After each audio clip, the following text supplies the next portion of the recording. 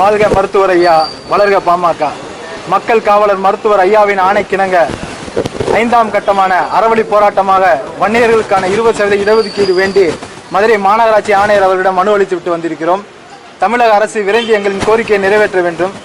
எங்கள் மருத்துவர் ஐயா தலைமையேற்று இந்த போராட்டத்தை நடத்துவாராயின் வட மாவட்டத்தில் உள்ள வன்னியர் சிங்கங்களுக்கு நிகராக தென் மாவட்டத்தில் உள்ள மதுரை மாவட்டம் மிக கடுமையான போராட்டங்கள் வரும். ஆகையால் தயவு கூர்ந்து தமிழக அரசு எங்களின் கோரிக்கையை விரைந்து நடவடிக்கை எடுத்து தருமாறு மிக தாழ்மையோடு கேட்டுக்கொள்கிறேன்.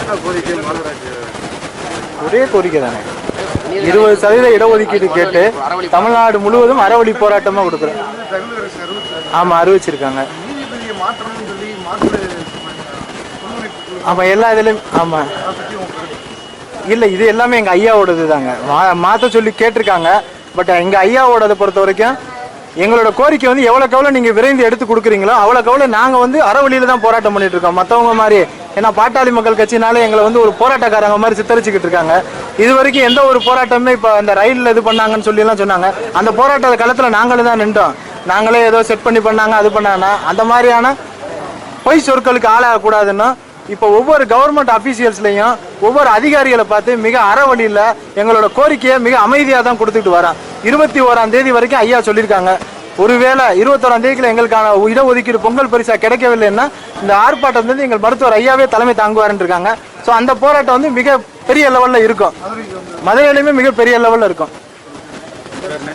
சண்முகநாதன்.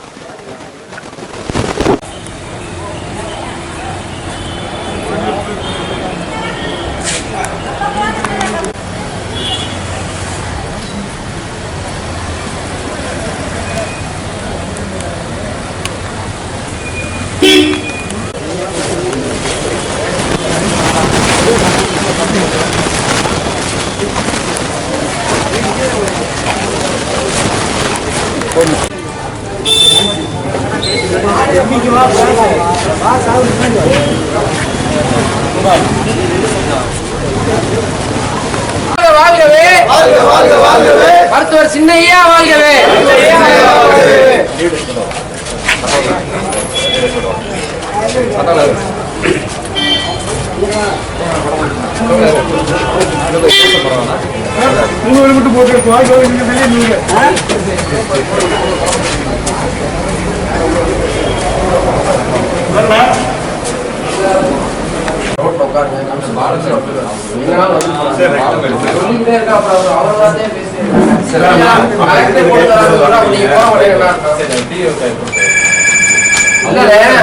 மட்டும் போடல, கமிஷனர் போட்டு ரிசீவ்ல காப்பி வாங்க ஓயா கொடுத்தாருன்னா ஓயா கொடுப்பாரு.